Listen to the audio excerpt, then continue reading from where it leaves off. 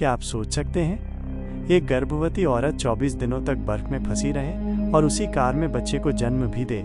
ये सच्ची जंग है जिंदगी और मौत के बीच, वास्तविक घटना पर आधारित है। कहानी की शुरुआत में हम एक विवाहित जोड़े को देखते हैं जिसमें महिला का नाम नवमी होता है और पुरुष का नाम मैट होता है। ये दोनों नॉर्वे के एक पर्वतीय क्षेत्र में यात्रा कर रहे होते हैं। असल में नवमी एक लेखिका होती है और अपने पेशे के कारण वे दोनों नॉर्वे आए थे। रात के समय जब वे गाड़ी से होटल की ओर बढ़ रहे थे तभी मौसम बहुत खराब हो जाता है और तेज हवाएं चलने लगती हैं। कुछ ही क्षण में इनका सामना एक बर्फीले तूफान से होने लगता है और मैट को आगे कुछ भी दिखाई नहीं देता, इसलिए वो एक वीरान सड़क के किनारे अपनी गाड़ी रोक देता है ताकि थोड़ा आराम कर सकें। जब तक बर्फीला तूफान शांत नहीं हो जाता, लेकिन गलती से दोनों को नींद आ जाती है और जब अगली सुबह वे जागते हैं तो वे चौंक जाते हैं। उनकी कार पूरी तरह से मोटी बर्फ की परत में दब चुकी होती है। बाहर हर ओर सिर्फ सफ़ेद रंग दिख रहा होता है, चारों तरफ सिर्फ बर्फ ही बर्फ होती है। ये देखकर नवमी और मैट बहुत अधिक डर जाते हैं। दोनों कार का दरवाज़ा खोलने का प्रयास करते हैं, लेकिन गाड़ी बर्फ में फंसी होने के कारण हिल भी नहीं रही थी। उनकी कार चारों तरफ से बर्फ में जकड़ी होती है और उनका दरवाज़ा भी कई कोशिशों के बाद नहीं खुल पाता क्योंकि गाड़ी बर्फ के नीचे दब चुकी होती है, जिस कारण बाहर निकलने का कोई रास्ता नहीं मिलता। मैट गाड़ी चालू करने की कोशिश करता है ताकि बर्फ को हटाकर बाहर जा सके, लेकिन गाड़ी स्टार्ट नहीं होती। उनके मोबाइल में भी नेटवर्क नहीं था जिससे वे किसी से सहायता मांग सकें। उन्हें अभी तक ये पता नहीं होता कि बाहर बर्फीला तूफान खत्म हो चुका है या अभी भी जारी है। उन्हें ये एहसास हो जाता है कि वे दोनों बुरी तरह फंस चुके हैं। उन्हें बाहर कुछ भी साफ साफ नहीं दिखता और वातावरण बेहद ठंडा होता जा रहा था। हर क्षण सर्दी बढ़ रही थी और तापमान लगातार गिर रहा था। नवमी 8 महीने की गर्भवती होती है जिसकी तबीयत इस ठंडे माहौल में बिगड़ रही थी।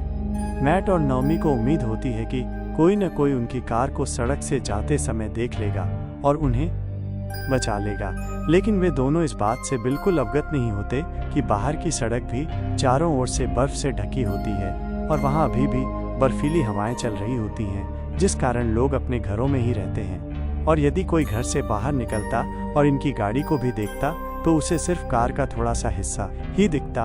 उनके पास थोड़ा सा खाना और पेयजल था जो मुश्किल से 10 से 12 दिन तक ही चल सकता था। वे दोनों धीरे धीरे खाना खाते हैं ताकि अगर उन्हें बचाने कोई जल्दी न आए तो उनका राशन ज़्यादा समय तक टिक सके। नवमी मैट से कहती है, तुम्हें खिड़की खोलकर बाहर निकलने की कोशिश करनी चाहिए, पर मैट को कि अगर वो खिड़की खोलकर बर्फ हटाकर बाहर भी निकल जाए तो उसे नहीं पता कि बाहर तूफान अभी भी है या नहीं, और अगर उसे रास्ता नहीं मिला तो इतनी कड़ाके की ठंड में उसकी जान भी जा सकती है।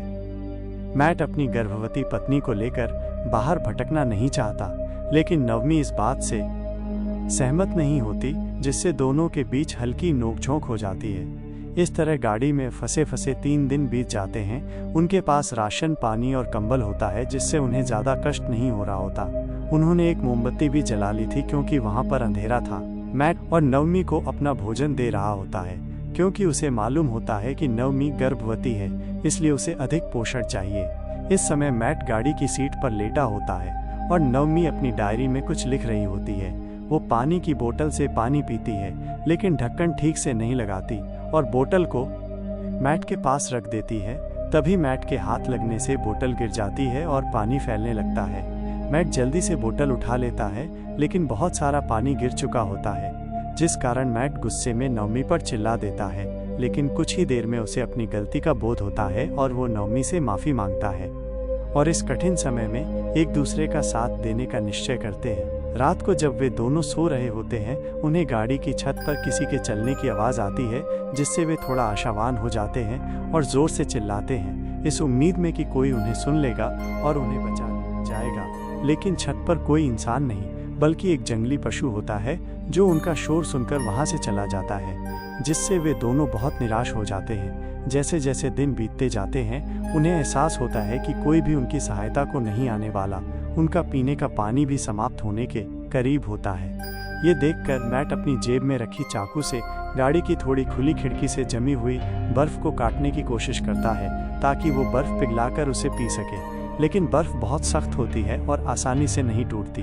पर मैट फिर भी लगातार कोशिश करता रहता है और कुछ बर्फ तोड़ने में सफल होता है। साथ ही वो खिड़की को थोड़ा और नीचे करने में भी कामयाब हो जाता है। उधर नामी लेटी होती है और फोन पकड़े हुए कुछ विचार कर रही होती है। तभी उसका मोबाइल उसके हाथ से फिसलकर गाड़ी के नीचे गिर जाता है और उसकी बैटरी बाहर निकल जाती है।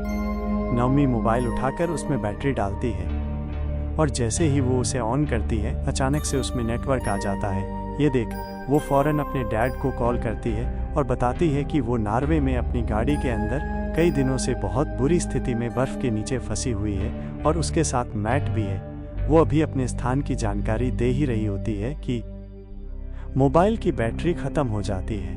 मैट ये देख गुस्से में उस पर चिल्लाता है और कहता है कि तुमने मुझे कॉल क्यों नहीं दिया, मैं बेहतर तरीके से लोकेशन बता सकता था। मैट बहुत अधिक भड़क जाता है क्योंकि उसे लगता है कि नवमी की वजह से ही वे इस हालत में फंसे हुए हैं। अगर वो उसके साथ उसके काम पर ना आता तो ये स्थिति कभी नहीं बनती। नवमी भी गुस्से में जवाब देती है क्योंकि वो गर्भवती होती है और उसे बहुत ज़्यादा भूख और थकान महसूस हो रही होती है। वे दोनों एक दूसरे से बार बार झगड़ने लगते हैं। नवमी गुस्से में मैट से कहती है कि हमें पहले होटल में रुक जाना था, लेकिन मैट भी उस पर चिल्लाने लगता है। धीरे धीरे सर्दी और भूख दोनों उन्हें मानसिक और शारीरिक रूप से कमज़ोर बना देती हैं। उन्हें यहाँ फंसे 9 दिन हो चुके होते हैं। अब उनके पास जो थोड़ा खाना था वो भी बस कुछ दिनों का ही बचा होता है, इसलिए मैट खुद कम खाता है ताकि नवमी के लिए ज़्यादा भोजन बचा सके। नवमी फिर मैट को कहती है कि हमें खिड़की के पास से बर्फ हटाकर बाहर निकलने का प्रयास करना चाहिए, मगर मैट इस बात से सहमत नहीं होता। उसे लगता है अगर वे बाहर निकले तो इतनी ठंड में शायद बच ना पाएं। इसी तरह वक्त गुजरता है और उन्हें गाड़ी के भीतर फंसे हुए 11 दिन हो जाते हैं। नवमी की हिम्मत अब जवाब दे चुकी होती है। उसे लगता है कि वे कभी यहाँ से बाहर नहीं निकल पाएंगे, लेकिन मैट उसे दिलासा देता है और कहता है कि हम ये कठिन समय पार करेंगे। तभी बाहर बर्फ साफ करने वाली एक मशीन आती है क्योंकि तूफान अब थम चुका होता है। गाड़ी की आवाज़ सुनकर दोनों जोर से चिल्लाने लगते हैं कि वे गाड़ी के अंदर फंसे हुए हैं, कृपया हमें बाहर निकालिए। मगर ड्राइवर उनकी आवाज़ नहीं सुन पाता और गाड़ी जो पूरी तरह बर्फ से ढकी होती है को देखे बिना वहां से चला जाता है। कुछ और दिन गुजर जाते हैं और उन्हें गाड़ी में बंद हुए 14 दिन हो जाते हैं। अब उनके पास न पानी बचा होता है और न खाना। दोनों बर्फ को पिघलाकर पानी पीने और खाने पर मजबूर हो जाते हैं। मैट और नवमी धीरे धीरे और ज़्यादा कमज़ोर महसूस करने लगते हैं। मैट बाहर निकलने के लिए कार की खिड़की तोड़ने की कोशिश करता है, मगर बर्फ इतनी भारी होती है कि वो कामयाब नहीं हो पाता। रात में नवमी को अचानक घबराहट का दौरा पड़ता है और वो खुद को काबू में नहीं रख पाती। गुस्से में कार की सीट से हेडरेस्ट निकाल लेती है और पूरी ताकत से खिड़की के शीशे पर मारती है और शीशा तोड़ने लगती है। मैट उसे शांत करने की कोशिश करता है, लेकिन नवमी उसे ही नुकसान पहुंचाने लगती है। आखिरकार वो शीशा तोड़ देती है और मैट किसी तरह उसे संभालता है। तभी नवमी को तेज दर्द होने लगता है। उसे प्रसव पीड़ा शुरू हो जाती है। वो डर के मारे जोर जोर से चिल्लाने लगती है। मैट उसे साहस देता है और कहता है कि मजबूत बनो। उन्हें ये नहीं पता होता कि वे बच्चे को कैसे जन्म देंगे, मगर नवमी भयंकर दर्द सहते हुए मैट की मदद से कार के अंदर ही एक बेटी को जन्म देती है। अब उन्हें अपनी बेटी की भी देखभाल करनी होती है, पर मुश्किल ये होती है कि नवमी ने खिड़की तोड़ दी थी, जिससे अंदर बहुत सर्दी घुस आती है। मैट अपनी बच्ची को गोद में लेता है और उसे ठंड से बचाने की कोशिश करता है, मगर वो धीरे धीरे कमज़ोर होने लगती है और शरीर लगातार ठंडा होता जाता है। नवमी बच्ची को अपनी गोद में ले लेती है। उसकी आंखों में डर और बेचैनी साफ दिखती है। वो कहती है कि मैट हमें कुछ करना होगा, हमारी बच्ची ज़्यादा देर तक ये नहीं झेल पाएगी। इसी तरह और कुछ दिन बीत जाते हैं। अब उन्हें फंसे हुए पूरे 20 दिन हो जाते हैं। अब तक उन्हें कोई भी मदद नहीं मिली होती। वे अब भी बर्फ खाकर और बर्फ पिघलाकर पानी पीकर जीवित होते हैं, मगर ये अधिक समय तक संभव नहीं था। मैट खिड़की के बाहर जमी बर्फ को तोड़ने की कोशिश करता है ताकि वे बाहर जा सकें, क्योंकि अब उनके साथ उनकी बच्ची भी थी और वे अब और वहाँ नहीं रह सकते थे। बच्ची को बहुत ठंड लग रही होती है, जिस कारण वह रोने लगती है। उसे गर्म रखने के लिए मैट अपनी जैकेट उतारकर बच्ची को ओढ़ा देता है ताकि वह ठंड से बच सके, मगर इससे मैट को भयंकर ठंड लगने लगती है और उसका शरीर धीरे धीरे सुन्न हो जाता है। वो इतना कमज़ोर हो जाता है कि नींद में चला जाता है। सुबह जब नवमी जागती है तो देखती है कि मैट अब तक सो रहा है।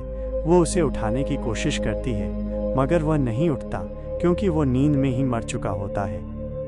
नवमी उसके ऊपर सिर रखकर जोर से रोने लगती है।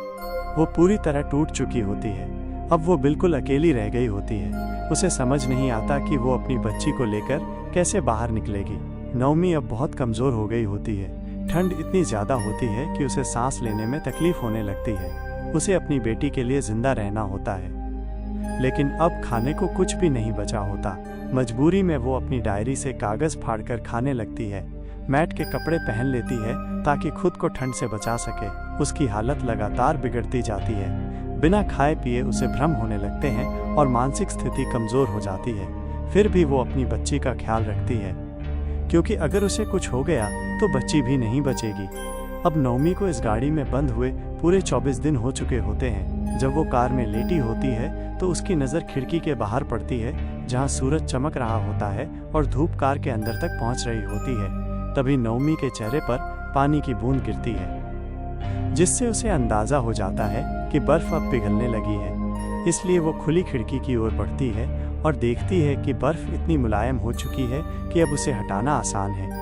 ये देखकर नवमी के चेहरे पर खुशी आ जाती है और वो समय बर्बाद किए बिना जिस खिड़की का कांच उसने तोड़ा था, उस जगह से बर्फ़ साफ करने लगती है। थोड़ी ही देर में वो इतनी बर्फ़ हटा देती है कि अब वो अपनी बेटी को लेकर बाहर निकल सकती है।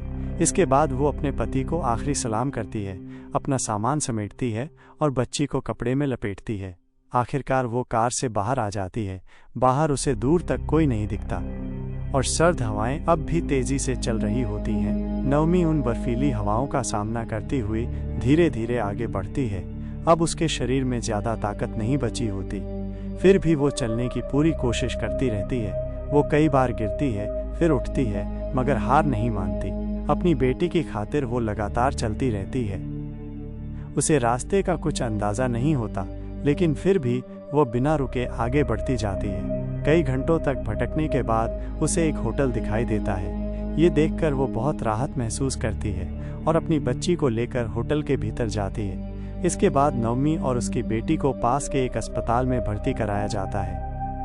गाड़ी में 24 दिन तक बर्फ में फंसे रहने और तमाम कठिनाइयों से गुजरने के बाद आखिरकार नवमी की जान बच जाती है।